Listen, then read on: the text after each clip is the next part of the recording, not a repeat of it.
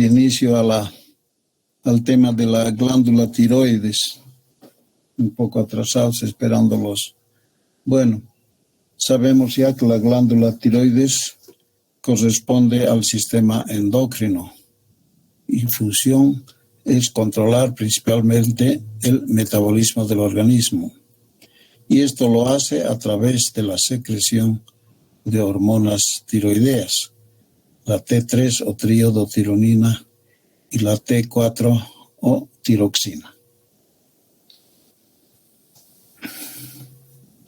Sabemos que está localizado en el cuello, por abajo del hueso hioides.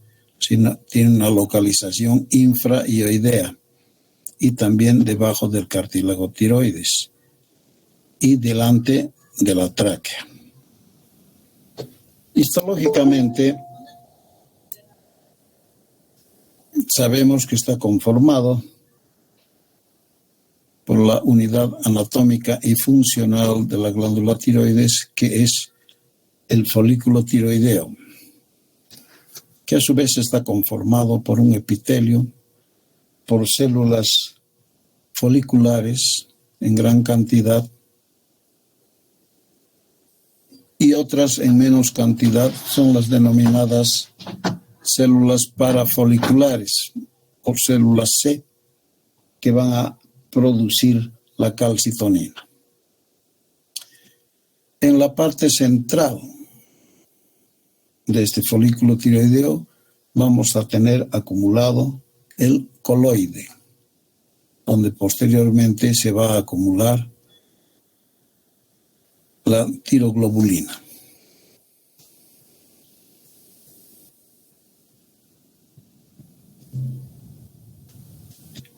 Desde el punto de vista embriológico, la glándula tiroides es el primer órgano en desarrollarse en el embrión humano. Su desarrollo comienza a nivel del piso de la faringe a los 22 días de la concepción. Y a continuación vamos a hablar algo de la diferenciación funcional que sucede en esta formación.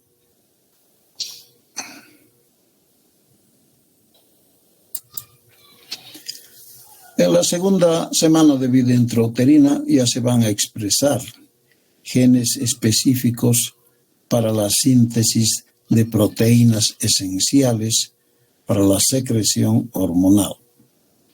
Estas proteínas son la tiroglobulina, la tiroperoxidasa, el NIS o transportador de sodio y de yodo humano. Proteína muy importante. Luego las toxoxidasas, así como finalmente tenemos la pendrina.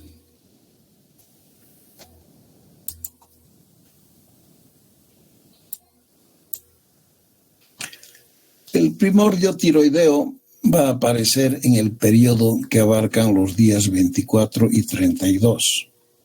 Este va a surgir de un engrosamiento del epitelio del endodermo, ubicado en la base de la línea media embrionaria, a nivel de la faringe, y que corresponde a la base de la lengua, denominado el foramen o agujero ciego. Ya en la tercera y cuarta semana de gestación, las células forman un divertículo que desciende adherido a la faringe por medio del conducto tirogloso, que muchos de ustedes ya han escuchado hablar. Ya en la séptima semana se va a ubicar entre el tercer y sexto anillo traqueal. Los folículos tiroideos comienzan a desarrollarse a partir de las células epiteliales y logran captar yodo y producir coloide en la semana 11ª, iniciando su producción de tiroxina hacia el tercer mes. ¿No? Vean, esta es la importancia. En la 10ª y 13ª semana se van a formar proteínas específicas y esenciales. Ahí está la tiroglobulina a la semana 10 y 11 y las peroxidasas y el NIS en las 12 y 13 semanas. De existir alguna falla en este proceso, se va a generar lo que se ha denominado la dishormonogénesis.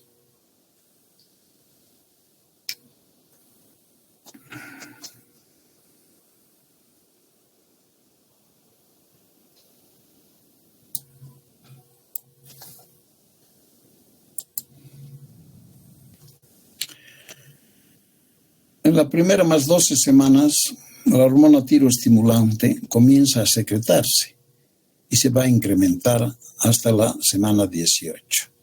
Más o menos en la 20ª semana de gestación, el eje hipotálamo-hipófisis tiroideo comienza su función, ¿no?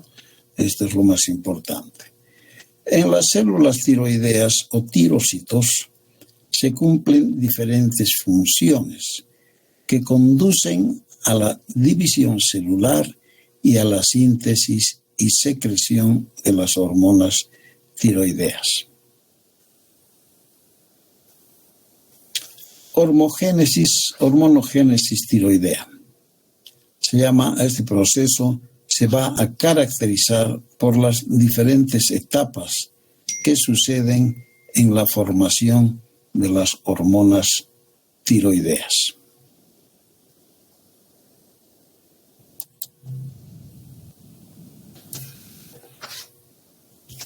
En la fisiología tiroidea, entonces, vamos a indicar que existen varios procesos. Primero es la captación de yodo. Ya sabemos muy bien que uno de los elementos más importantes para la formación de las hormonas tiroideas es el yodo, ¿no es cierto? Y el yodo va a provenir de la dieta. La captación de yodo, entonces, que proviene de la dieta, se realiza a través de un cotransportador denominado NIS. Hemos dicho que es el cotransportador de sodio y de yodo humano. Y va a estar localizado en la membrana que rodea a la célula tiroidea, en el segmento basal, y va a ser estimulada por la hormona tiroestimulante. Este yodo va a provenir, que va a estar localizado en la sangre, que va a llegar como con los capilares a la glándula tiroidea. Se utiliza un gradiente que se genera por el ingreso de sodio.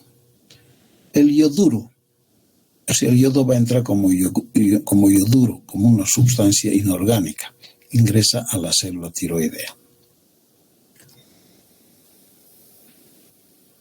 Al mismo tiempo, la tiroglobulina se va a ir generando a nivel de la célula del tirocito, en el citoplasma donde se encuentra el retículo endoplásmico, y de allá va a pasar al aparato de Golgi. Luego va a ser liberado hacia el coloide que hemos hablado a un principio, ¿no es cierto? Y ahí va a ser depositado la tiroglobulina. El yodo también ingresa a la luz folicular. Hace rato hemos dicho que pasa ayudado por el NIS, va a ingresar por el segmento basal. Una vez que llega a la parte apical, el yodo va a necesitar de otro cotransporte, que es la pendrina. Pero ya acá ya no hay ese mecanismo de bomba activa, sino puede ser por difusión. Entonces, gracias a la pendrina, el yodo va a atravesar la parte apical de la membrana y llegar también al coloide.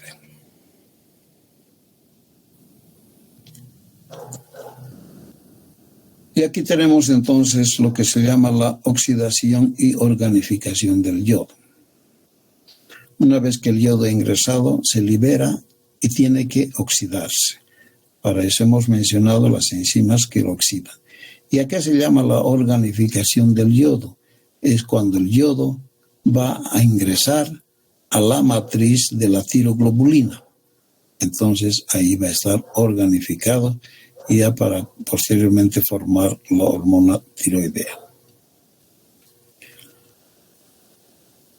La síntesis de tiroglobulina es, ya dijimos, una proteína de la célula tiroidea que constituye el 75% de la misma.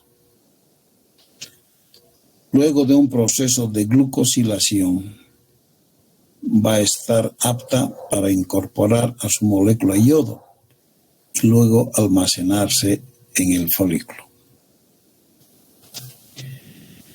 El acoplamiento es la unión de las yodotironinas, que son inicialmente inactivas. Forman la monoyodotironina, diodotironina, hasta la tiroxina y luego se hace activa. Estas sustancias se van a unir con la tirosina de la tiroglobulina y de esa manera ya van a ir a constituir las hormonas tiroideas.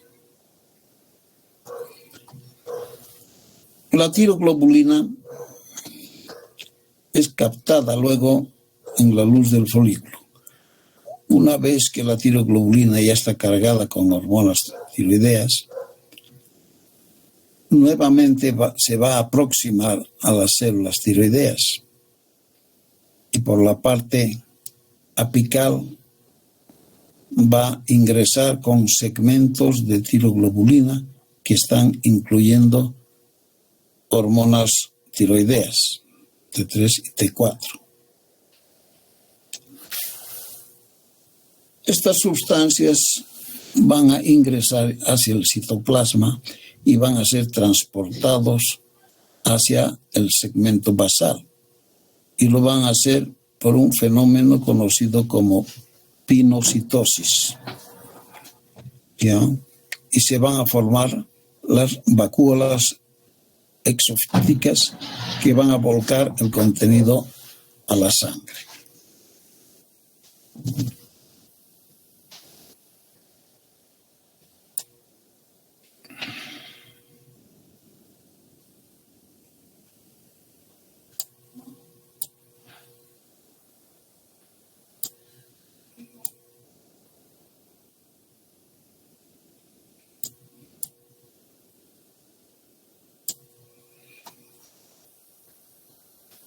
Una vez que llegan a la sangre, entonces,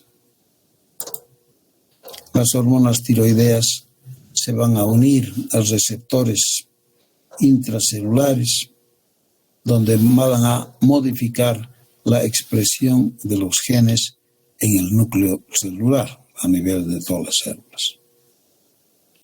¿Y cuáles van a ser los efectos de estas hormonas tiroideas? Van a producir un aumento de la actividad de la bomba de sodio-potasio. Inducen a la producción de calor. Aumentan el consumo de oxígeno, los hidratos de carbono y de los lípidos. Degradación de proteínas y actividad del sistema nervioso simpático.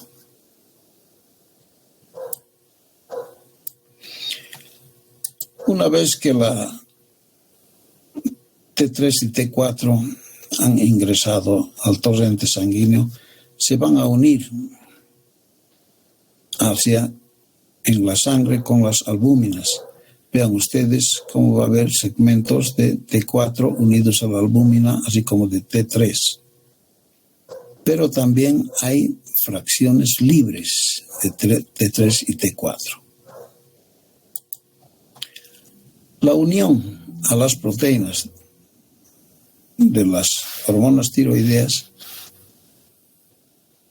amortigua los cambios en la concentración plasmática de la hormona.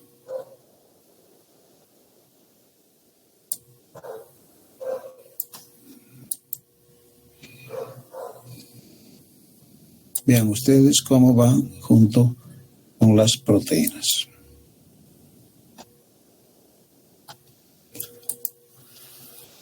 Vemos aquí cómo la producción de hormonas tiroideas va a aumentar en un clima frío. Si el frío va a estimular al hipotálamo, ¿quién va a liberar la hormona liberadora de tirotropina? Por el hipotálamo. Esta a su vez pasa a la sangre y va a estimular a la hipófisis para que aumente su producción de hormona tiroestimulante o TSH. La TSH va a funcionar y estimular a su vez a la glándula tiroides para la mayor segregación de hormonas T3 y T4. Lo cual entonces nos va a producir mayor energía y calor.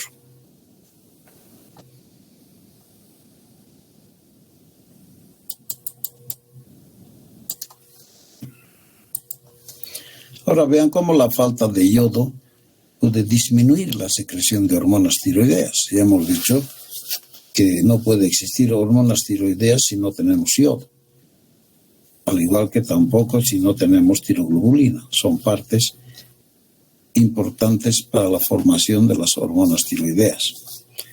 Entonces, la falta de yodo va a disminuir la secreción de hormona tiroidea.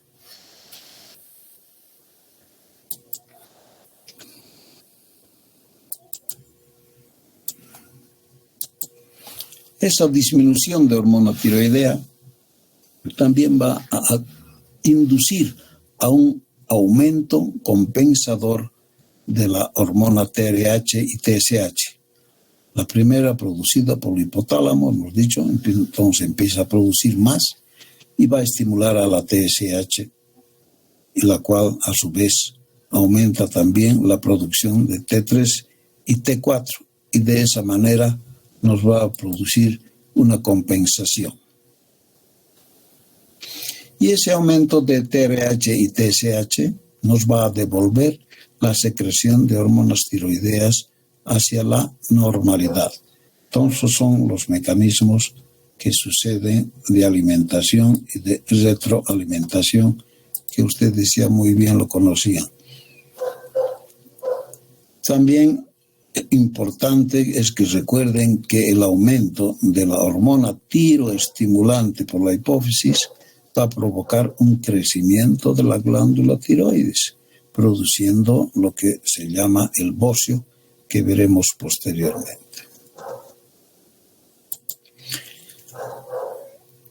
Entonces, si la falta de yodo es acentuada, puede producirse además hipotiroidismo. Entonces, eso es lo que puede suceder en varias poblaciones, principalmente en las alturas, lejos del mar, donde hay poco yodo. El paciente puede tener bocio y al mismo tiempo puede tener hipotiroidismo. Por eso es que hoy en día la Organización Mundial de la Salud ha indicado y todas las poblaciones tienen que aumentar la administración de yodo junto, como por ejemplo con la sal, ¿no? Entonces, cuando van a comprar sal y se fijan, siempre la sal es iodada. Eso ocurre en las poblaciones donde hay poco yodo.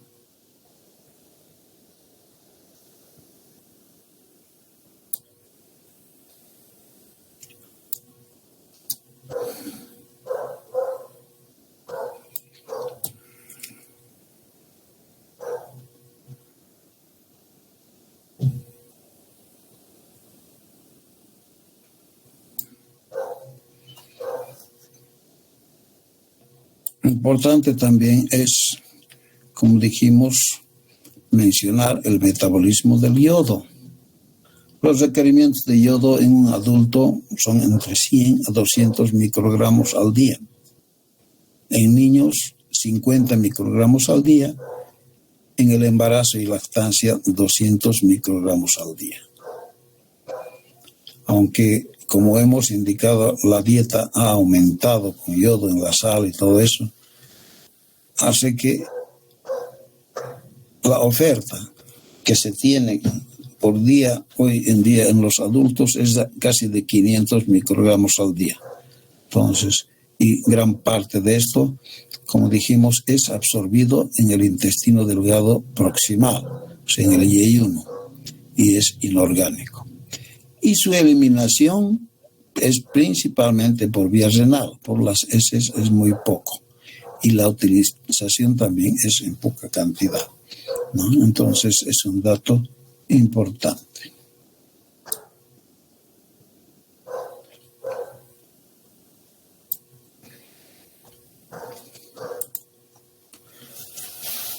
Dicho esto, entonces vamos a pasar a hablar un poco de la anatomía misma de la glándula tiroides.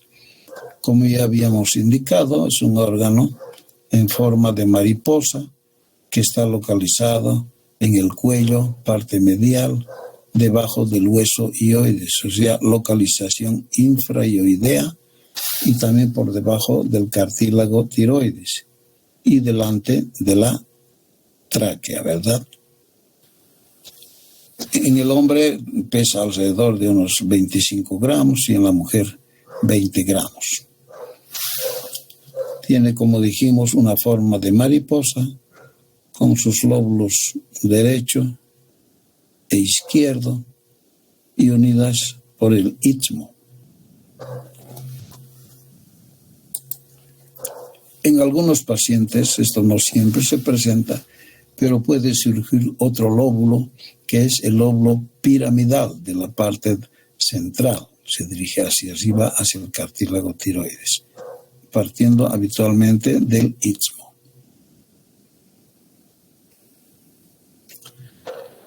Hablando de las relaciones de la glándula tiroides, los lóbulos presentan una cara externa. Esta cara externa va a estar en relación a través de la aponeurosis que lo envuelve con los músculos esternocleidomastoideo, que aquí lo tienen, músculo ancho, y también con el esternotiroideo, que son estos músculos planos. Esa es su relación en la parte de la cara externa, los cuales van a formar en la línea media un RAFIC, ¿no? Que se llama el RAFE medio, que es importante el reconocimiento cuando uno está operando la glándula tiroides. En la cara interna, entonces la glándula tiroides se va a aplicar hacia la porción inferior de la faringe y también de la laringe, así como a la parte superior de la tráquea y por atrás también en relación con el esófago.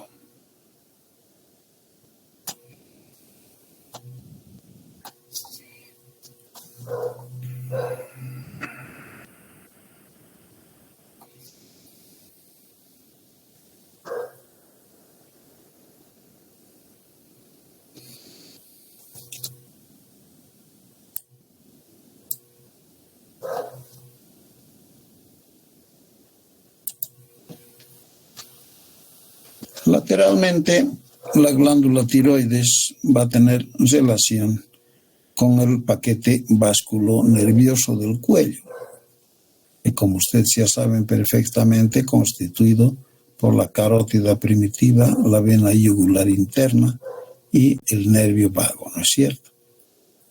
Eso es relación importante. Aún más importante es la relación con el nervio recurrente, que va a transitar por acá, por el surco prácticamente tráqueo-esofágico, ¿no es cierto? Y sin olvidar que aquí existen las glándulas paratiroides, que pueden ser entre 4 a 6. Casi siempre se encuentran 2 a cada lado.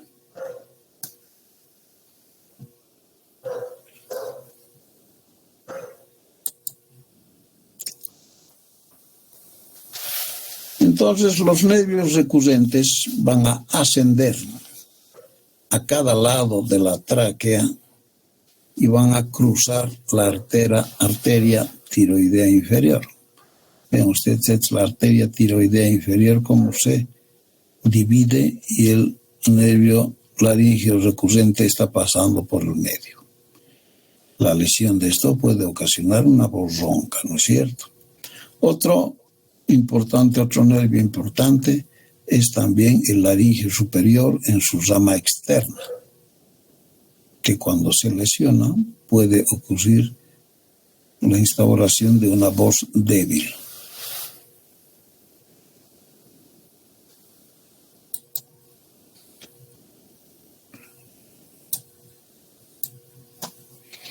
La vascularización va a estar dada por la arteria tiroidea superior, en número de 2, o sea, derecha e izquierda, que son ramos de la carótida externa, ¿verdad? Después de abordar la membrana tiroidea, va a alcanzar la glándula por el polo superior, como ven aquí. Vean cómo se dirige hacia el polo superior y allá se divide en 3 ramas. Una anterior que va por encima hacia el istmo y se denomina arco supraísmico. Otra posterior que desciende entre la tráquea y el tiroides. Y finalmente un ramo externo que se va a ramificar en el lóbulo mismo.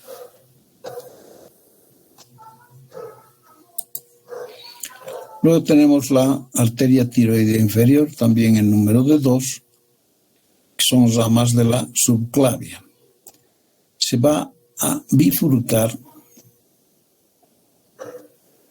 como dijimos, se va a bifurcar y se entrecruza con el nervio recurrente. Tremenda importancia de esta relación. El punto en el que el nervio recurrente y la arteria tiroidea inferior están más próximos corresponde a la unión del tercio medio con el tercio inferior de la cara posterior del lóbulo que le corresponde. También puede penetrar en el cuerpo tiroideo, aunque no es constante, otra arteria que es la tiroidea media, o también llamada de Neubauer.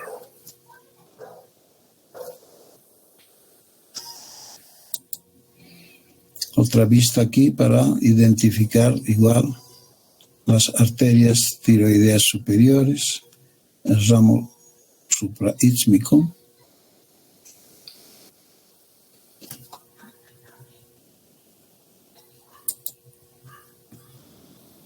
el ramo posterior, ¿no?, que está yendo entre el tiroides y la tráquea, y otro ramo externo que ingresa al mismo lóbulo.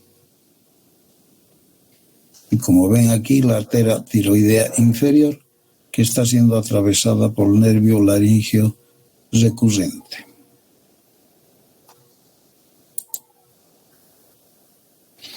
Las venas van a nacer en el parénquima de la glándula y se dirigen a la superficie de ella, donde se van a unir unas a otras, o sea, se anastomosan, para formar el plexo tiroideo. Vea usted en la figura cómo está mostrándose el plexo tiroideo.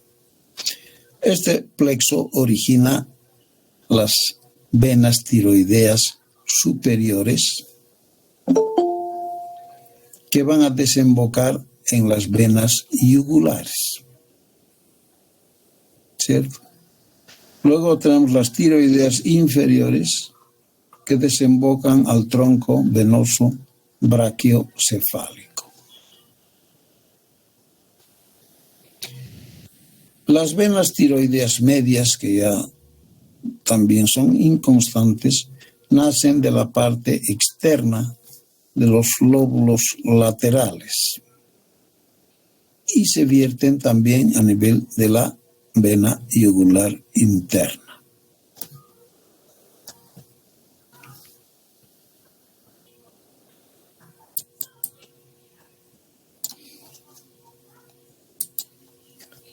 Luego tenemos los linfáticos. La linfa de la glándula tiroides puede fluir hacia los diferentes grupos ganglionares linfáticos, peritiroideos o incluso contralaterales, y hacia la red submucosa endotraqueal. Vean la importancia de estos linfáticos. Ahora los ganglios linfáticos se van a dividir en varios grupos para poderse dar cuenta mejor. Entonces, los más cercanos a la glándula tiroides se van a ubicar en las áreas superiores a la glándula, mientras que el drenaje lateral desemboca directamente hacia los diferentes grupos de las cadenas yugulares. Esto ya está más establecido, los números de los ganglios a nivel del cuello. Y tenemos el grupo submentoniano y está catalogado como grupo 1A y 1B. Luego viene la cadena denominada yugulocarotídea, que es donde se encuentra el paquete vasculonervioso del cuello.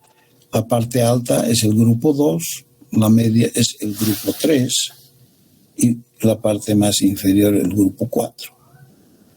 Por detrás de este músculo externo cleidomastoideo tenemos el triángulo posterior del cuello, cuya parte superior va a estar el grupo 5A y en la parte inferior el 5B, ¿no?, que está cruzado por la clavícula. Luego tenemos el grupo 6, que está localizado en la parte central, debajo del mentón, y recorre toda la parte media del cuello. Y por debajo de esta, ya casi debajo por detrás del esternón, tenemos el grupo 7. Entonces, con eso vamos a tener completo la distribución de los ganglios a nivel del cuello, que en algún momento serán importantes, principalmente en enfermedades malignas de la glándula tiroides, en cuyos casos tenemos que realizar intervenciones quirúrgicas donde tengamos que retirar algunos de estos grupos ganglionares.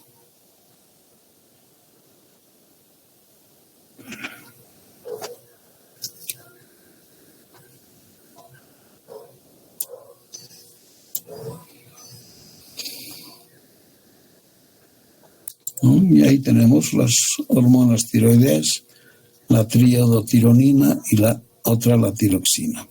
Aquí es importante mencionar que la triodotironina o T3 es fisiológicamente la más activa y gran parte de la tiroxina o T4 se va a desiodificar para dar lugar a la formación de triodotironina. Eso es importante.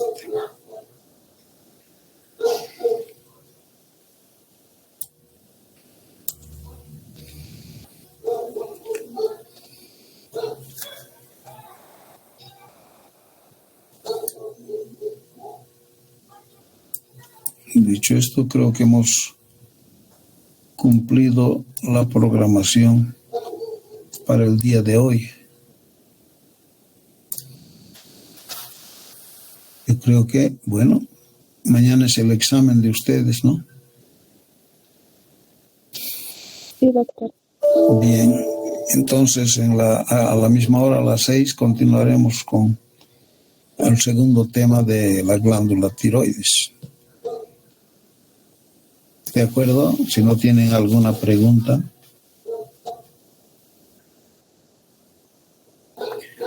¿Cuántos han asistido?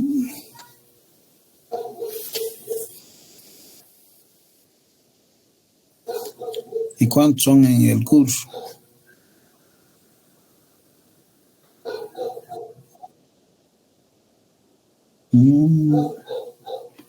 Entonces, ¿qué porcentaje es este?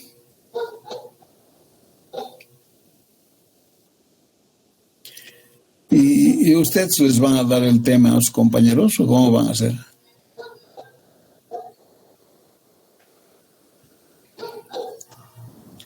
Deben tener algún convenio. Bueno, muchachos, entonces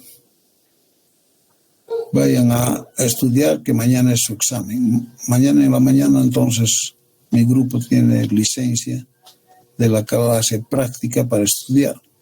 Y nos vamos a ver directamente a las 6 de la tarde. ¿De acuerdo? Está bien, doctor. Gracias. Bien. Gracias, doctor. Hasta luego. Descanse entonces y hasta mañana, ¿ya? Gracias, doctor. Hasta luego. Chao, chao. Hasta luego, doctor. Gracias. Hasta luego, doctor.